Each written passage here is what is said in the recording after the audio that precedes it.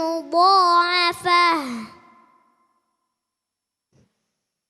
واتقوا الله لعلكم تفلحون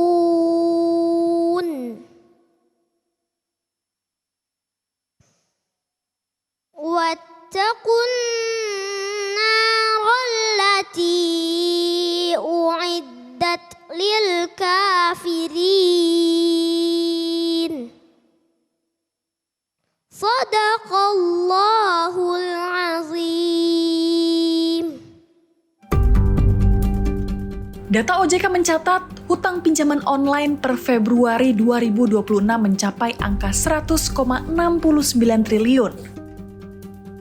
OJK sudah menutup ribuan pinjol ilegal, tapi korbannya terus bertambah. Pada triwulan 1 2025 saja, ada 1.081 korban baru.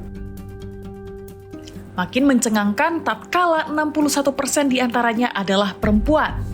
Sungguh sebuah angka fantastis yang lahir dari desakan ekonomi maupun gaya hidup yang melampaui batas.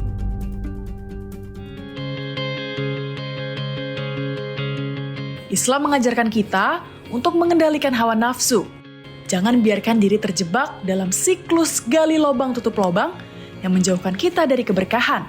Ingatlah, kemuliaan tidak diukur dari apa yang kita pakai, tetapi dari rasa syukur atas apa yang kita miliki. Assalamualaikum warahmatullahi wabarakatuh.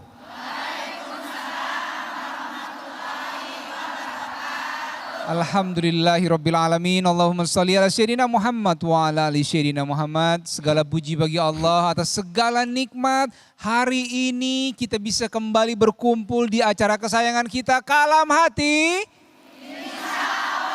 sampai ke hati. Masya Allah. Semoga semua dalam keadaan baik, sehat dan penuh keberkahan dari Allah Subhanahu wa taala. Amin ya rabbal alamin. Kita sudah mendengarkan tadi pembacaan ayat suci Al-Quran oleh Musa, Masya Allah. Dan juga kita sudah menyaksikan tadi ada sebuah tayangan yang berkaitan dengan pinjaman online. Ya Bu, atau pay letter dan lain sebagainya. Dan ini fenomena yang sebenarnya dekat dengan kita ya Bu ya. Mungkin banyak di antara kita yang membutuhkan baik kebutuhan atau mungkin juga mengikuti gaya hidup. Ya, kemudian mengambil jalan singkat dengan pinjaman online dan sebagainya yang tidak memikirkan ada dampaknya setelah itu di belakang hari. Nah ini yang akan kita kupas dengan guru-guru kita dengan tema yang sangat menarik. Tema kita adalah jangan gali lubang tutup lubang Bu. Ya Bu ya. Masya Allah sudah hadir guru-guru kita nih Bu. Dan kita hari ini berada di Masjid Al-I'tisom ya di Tangerang Selatan di kantor Pemkot Kota Tangerang Selatan, Masya Allah. Dan ibu-ibu apa kabar Bu? Dari mana nih yang kerudung kuning? Serpong Utara. Yang tengah? Pandeglang. Yang ujung yang merah dari mana? Tangerang. Ciputat, Masya Allah. Baik, sekarang langsung kita dengarkan tausiah pertama dari Habib Nabil dengan temanya adalah gali lubang tutup lubang malah masuk jurang. Silakan Habib. Bismillahirrahmanirrahim. Assalamualaikum warahmatullahi wabarakatuh.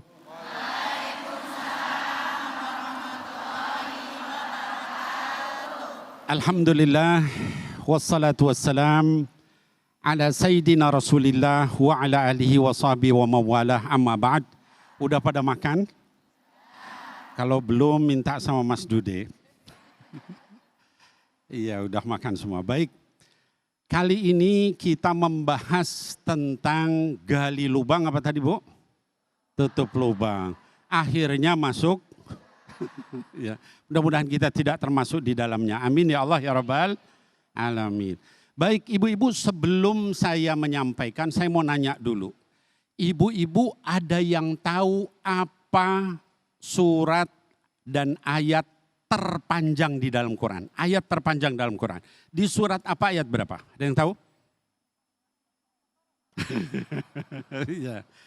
Jadi ayat terpanjang dalam Quran itu surah Al-Baqarah ayat 282. Itu yang terpanjang. Dan ibu-ibu tahu ayat terpanjang dalam Quran itu bicara tentang apa?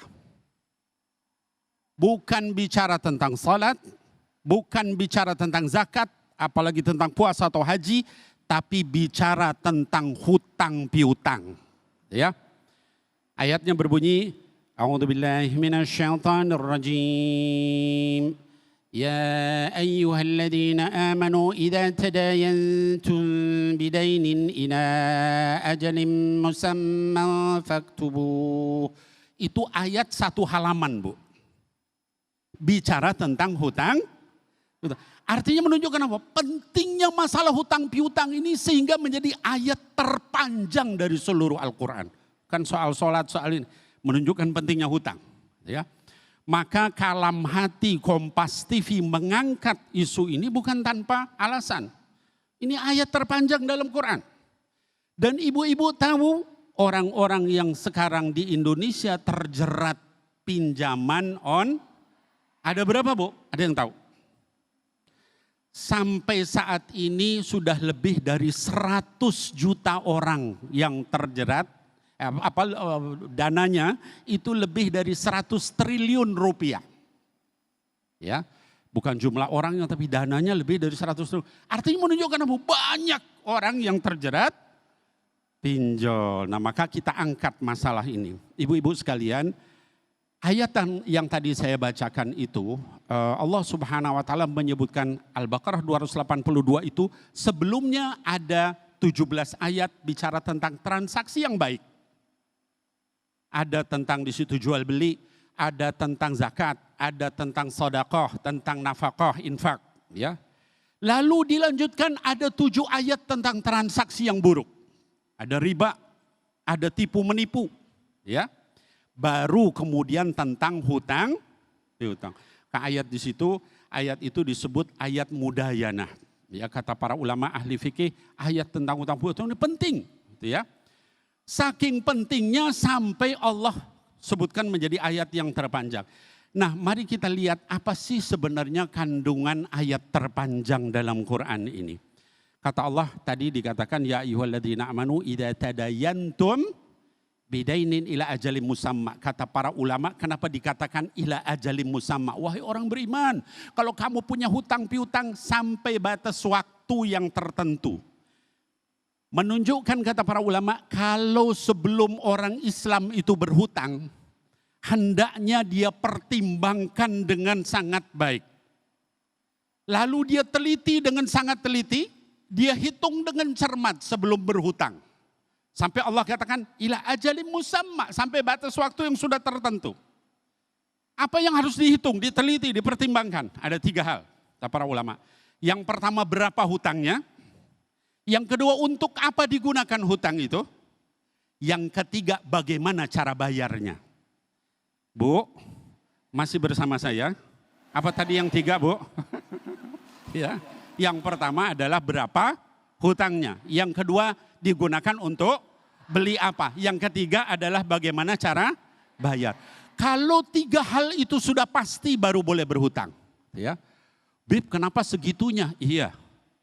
Di dalam hadis dikatakan, ibu-ibu ini perlu tahu, ya, orang yang mati, kalau kita mati, paling tinggi derajatnya orang yang apa? Yang mati apa?